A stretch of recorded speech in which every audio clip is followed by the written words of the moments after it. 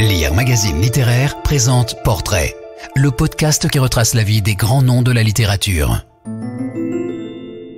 Albert Camus, un homme droit dans la lumière.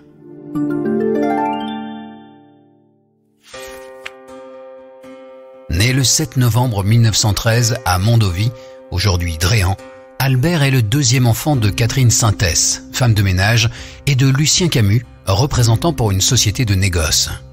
Albert n'a jamais connu son père. Mobilisé puis blessé à la bataille de la Marne, il décède dans un hôpital de campagne le 11 octobre 1914. L'annonce de cette mort traumatise Catherine Sintès au point qu'elle en garde une élocution perturbée. Camus ne la délaissera jamais. Le 19 novembre 1950, alors qu'elle vient d'être opérée d'une fracture, il lui rend encore une fois visite. Pour la faire sourire, il lui raconte qu'il était invité à voir le président de la République, alors Vincent Auriol, et qu'il n'y est pas allé. Réponse de la mère: « Tu as bien fait, mon fils. Ce ne sont pas des gens pour nous. » Une femme modeste donc, pas une simple d'esprit. Après la mort du père, la famille déménage à Alger, dans le quartier populaire et blanc de Bellecour, chez la grand-mère maternelle. Un dur caractère qui règne sur la maisonnée et corrige ses petits-enfants à coups de nerfs de bœuf. Mais à Bellecour, il y a aussi l'école communale avec sa bibliothèque, où Albert et son grand frère peuvent puiser. Albert se passionne pour Gaston Leroux, Michel Zévaco, les aventures de Buffalo Bill. L'école et sa bibliothèque représentent pour lui des lieux d'évasion, loin des corvées et remontrances de la grand-mère. En 1920, Camus devient pupille de la Nation, ce qui lui vaut une bourse pour 6 fournitures scolaires. Dans la biographie de Herbert Erlotman, on le découvre en enfant chétif, mais protégé par les autres plutôt que persécuté, puis comme un meneur éclairé qui préférait les mots au point. Son ami Louis Pagès lit un jour sur un cahier d'Albert un début de description semé de métaphores auxquelles il ne comprend rien. Camus dira plus tard que c'est dès cet âge, 7 ans, qu'il a conçu sa vocation d'écrivain. En octobre 1923, Camus rencontre celui qui allume en lui l'étincelle, son instituteur, M. Louis Germain. Un jour, celui-ci lit à haute voix Les Croix de bois, où Roland d'Orgelès raconte en nouvelle sa guerre de 1914. À l'issue de la lecture, il s'aperçoit qu'Albert est en larmes. Lui-même est ému. Louis Germain, ancien poilu, se voulait un père de substitution, au moins le temps de l'école, pour les enfants de ses frères d'armes disparus. Et il est vrai qu'avec Albert Camus, il témoigna d'une sollicitude paternelle. Un jour, il se rendit chez les Camus pour plaider qu'on laisse Albert fréquenter l'école le plus longtemps possible afin qu'il puisse obtenir une bourse et entrer au lycée. Pour la grand-mère, Albert doit travailler pour gagner de l'argent. Mais cette fois, Catherine Sintès parvient à s'opposer à sa mère. La grand-mère finit par céder, Albert se met à plancher d'arrache-pied. Il est reçu au lycée Bugeaud en 1924. Au lycée, Albert est un élève moyen, sauf en français, où il excelle. Mais ce qui l'intéresse surtout, ce sont les parties de foot pendant la récréation ou après les cours. Albert joue attaquant ou gardien, poste qu'il occupe vers 1928 dans l'équipe junior du Racing universitaire d'Alger. C'est aussi au lycée qu'il rencontre Max-Paul Fouché, son grand ami de jeunesse. En 1930, il entre en classe de philo et passe sous l'égide d'un autre maître, Jean Grenier, alors 32 ans, ancien employé des éditions Gallimard, qui publiait des articles dans la NRF. Son biographe le décrit comme une sorte de jésuite laïque, représentant pour ses élèves le premier lien avec le monde des livres et les idées d'outre-Algérie. En 1930, Albert a 17 ans. Et il subit la première attaque de la tuberculose qui l'affaiblira sa vie durant. Sa famille l'envoie à l'hôpital Mustapha, puis chez son oncle, Gustave Acco. Celui-ci est bouché et on pense alors que la viande rouge aide à guérir la tuberculose. Albert a conscience de frôler la mort. Bien entendu, c'en est fini du foot et des rêves d'une carrière en équipe première. Son déménagement chez son oncle entraîne des changements. Gustave Acco est un boucher à l'ancienne, un commerçant intellectuel prospère et spectaculairement moustachu, épris de littérature qui participe aux discussions collectives aux terrasses des cafés. L'appartement qu'il occupe avec sa femme, doté d'un jardin, apparaît luxueux. Antoinette et Gustave, qui n'ont pas d'enfants, gâtent Albert. Il devient un dandy portant borsalino et costume blanc, une façon peut-être de cacher sa honte, et sa honte d'avoir honte de ses origines pauvres.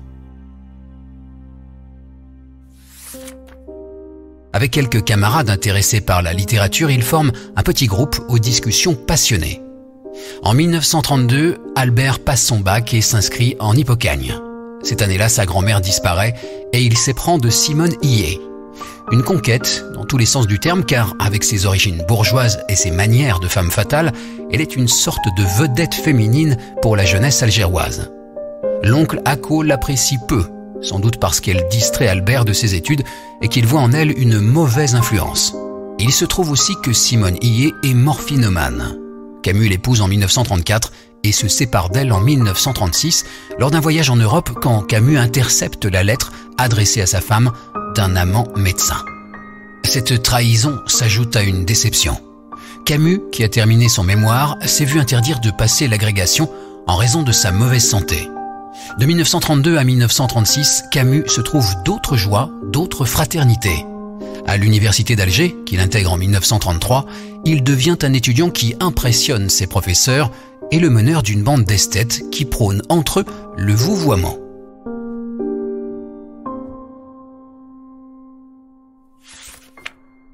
Un meneur mystérieux qui n'invite jamais chez lui et laisse entendre que sa mère vit à Oran. En 1935, il adhère au Parti communiste. Un mariage de raison. Albert n'est pas marxiste, mais veut défendre les humbles et les musulmans. Mais Staline, inquiet de la montée de l'Allemagne hitlérienne, estime qu'une France faible nuirait à ses intérêts et que persister à soutenir l'anticolonialisme serait tirer une balle dans le pied d'un potentiel allié. Or, une des tâches d'Albert au Parti communiste avait été d'œuvrer au rapprochement du parti avec les indépendantistes de l'étoile nord-africaine, désormais traités en ennemis. Albert est exclu du parti en 1937. Entre-temps, il a fondé une université populaire et une troupe censée défendre la cause communiste sur les planches. Camus adapte Le temps du mépris de Malraux, écrit avec ses amis une pièce édifiante, aussitôt interdite par le maire d'Alger. Le texte, qu'Albert juge littéralement mauvais mais politiquement utile, sera publié par un éditeur nommé Edmond Charlot. Après la rupture avec le PC, la compagnie deviendra le théâtre de l'Équipe. À l'époque, Camus est un des orateurs de la Maison de la Culture d'Alger et il écrit des articles, fait paraître L'Envers et L'Endroit, recueil de textes personnels que la critique jugera amers et pessimistes, travaille sur Nos, essai lyrique où il loue notamment la beauté des ruines de Tipaza. Ses amis le voient faire feu de tout bois et s'épuiser. À l'été 1937, Albert se laisse convaincre d'aller se reposer dans les Alpes. Ce voyage lui permet de découvrir Paris et probablement Lourmarin, village provençal cher à son professeur Jean Grenier. Cet été est un moment charnière. À partir de cette époque, il sut que son travail serait de créer des œuvres à partir de la vie qu'il menait. Il lui fallait préserver son temps et surtout préserver ses forces. Pour l'instant, il en est à prendre des notes pour La mort heureuse, roman avorté qui préfigure L'étranger. L'étranger paraît en juin 1942, après avoir enthousiasmé tous ses premiers lecteurs. Des années plus tard, Camus dira sa lassitude d'être toujours réduit à ce seul roman. Pour l'heure, L'étranger, suivi du mythe de Sisyphe, en octobre, fait de lui une demi-célébrité riche de promesses. C'est en 1942 qu'Albert devient Camus. Puis il rejoint la rédaction de Combat, le quotidien clandestin de la Résistance. Il devient aussi lecteur chez Gallimard et intègre ainsi le monde gris de l'édition française sous l'occupation où se côtoient des résistants comme Malraux et des collaborateurs comme Drieux-La Rochelle. Chez Gallimard, l'influence se partage entre les ex-surréalistes, Queneau, Bataille et autres, et les membres du groupe de Pontigny, Gide, Malraux, Valéry, Claudel. Camus n'appartient à aucune coterie, ce qui l'expose. La famille Gallimard, qui voit en Camus l'avenir, le fait entrer au prestigieux comité de lecture. Dès lors, Camus mène une double vie professionnelle, entre son bureau chez Gallimard et ses activités clandestines à Combat. En même temps, il travaille à Caligula. C'est aussi l'époque des discussions au Flore avec Sartre et Simone de Beauvoir, des fiestas chez Léris, Bataille ou Sartre. Le catalyseur était l'alcool en quantité, note son biographe. Sartre, dans un placard dirigeait un orchestre imaginaire. Camus et Lemarchand jouaient des marches militaires sur des casseroles. À cette époque, Camus connaît aussi des enthousiasmes amoureux. Sa rencontre avec Maria Casares, paternelle, la naissance de ses jumeaux Catherine et Jean en 1945, et politique. La rédaction de Combat espère bien que la libération de la France se poursuivra en révolution.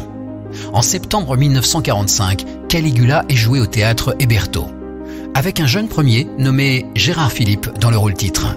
Les critiques sont mitigées, mais surtout très nombreuses, ce qui traduit son statut. Dans le Saint-Germain-des-Prés effervescent d'après-guerre, Camus fait sensation, mais les premières dissensions avec Sartre apparaissent souvent après un verre de trop. La Peste, où il expose en roman les enjeux de l'engagement, paraît en juin 1947. À l'automne, 100 000 exemplaires en sont écoulés. Le succès ne change pas Camus, qui n'a que peu d'intérêt pour l'argent, mais il change sa vie. La renommée est peut-être un malentendu, mais elle permet de se faire entendre. Camus se sert de la sienne avec générosité et souvent discrètement. Dans la liste de ceux qu'il a défendus se lisent en creux la plupart des causes du XXe siècle. Camus soutient entre autres le pacifiste américain Gary Davis, qui se veut citoyen du monde, et les républicains espagnols, internés dans les camps russes. Plus tard, il écrira au premier ministre grec pour faire libérer les intellectuels grecs de gauche, interviendra en faveur de Victoria Ocampo, incarcérée par le pouvoir argentin, défendra les ouvriers grévistes de Berlin-Est et des nationalistes algériens menacés par la peine de mort. Ses engagements sont toujours conformes à ses principes. Camus veille à ne jamais se compromettre avec la gauche stalinienne, même quand il défend les mêmes causes. Cela lui vaut des ennemis de toutes parts. En 1949, à son retour d'un voyage en Amérique du Sud, la maladie le reprend. Camus part se reposer au Chambon-sur-Lignon, où il termine les Justes et commence un traitement plus efficace et moins douloureux que les infiltrations. Il finit par prendre un congé d'1 an de chez Gallimard, s'installe à Cabris dans les Alpes-Maritimes, puis dans les Vosges. L'homme révolté, auquel il travaille depuis 9 ans, paraît en octobre 1951. Quand Camus reçoit son Nobel, à 44 ans, ses ennemis se répandent en sarcasme. En décernant son prix à Camus, le Nobel couronne une œuvre terminée, titre la revue Art. Lors du voyage en Suède, éclate une nouvelle polémique dont il se délecte. Le 12 décembre 1957, Camus rencontre des étudiants de l'université de Stockholm pour un débat littéraire. Une seule question concernant son œuvre littéraire lui est posée, puis la discussion vire politique. Un jeune musulman interpelle Camus. Pourquoi intervient-il si souvent sur l'Europe de l'Est et si peu sur l'Algérie ? Camus rappelle qu'il s'est toujours exprimé sur l'Algérie jusqu'au moment où lui est apparu que ses interventions ne pouvaient qu'aggraver la terreur. Il évoque brièvement ses actions en faveur des militants algériens nationalistes et il termine en disant « J'ai toujours condamné la terreur, je dois condamner aussi un terrorisme qui s'exerce aveuglément dans les rues d'Alger, par exemple, et qui un jour peut frapper ma mère ou ma famille. Je crois à la justice, mais je défendrai ma mère avant la justice. » Camus y formule une idée qu'il n'a cessé de manifester. Quand, sous l'influence de la politique, la justice se trahit en prenant la forme des crimes aveugles, c'est bien l'être humain qu'il faut sauver. Mais, pour une opinion exacerbée par la guerre d'Algérie, cette position est insupportable. Comme il le dira en 1958, lors d'un dîner avec des écrivains algériens, « Je suis suspect aux nationalistes des deux bords.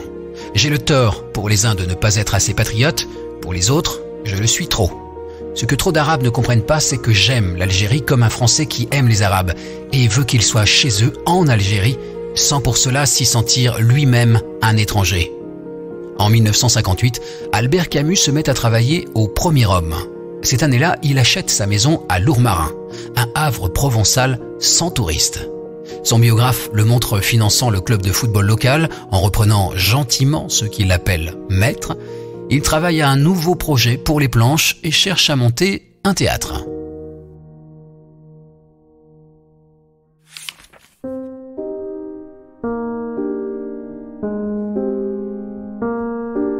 Camus fête Nouvel An 1960 à Lourmarin avec sa famille, ses amis Michel et Janine Gallimard et leur fille.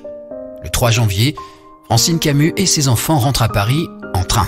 Camus monte dans la Facel Vega des Gallimard. À hauteur du lieu-dit du Petit Villeblevin, la voiture fait une embardée, heurte un arbre, puis 2. Projeté contre la vitre arrière, Camus meurt sur le coup. Michel Gallimard décède quelques jours avant que la presse ne commence à le traiter de fou du volant. Le tumulte des polémiques retombe, la guerre d'Algérie s'achève, et les livres de Camus continuent de se vendre et de s'attirer à chaque génération de nouveaux lecteurs qui le tiennent à raison pour des chefs-d'œuvre de littérature et des boussoles morales. Nous en sommes là.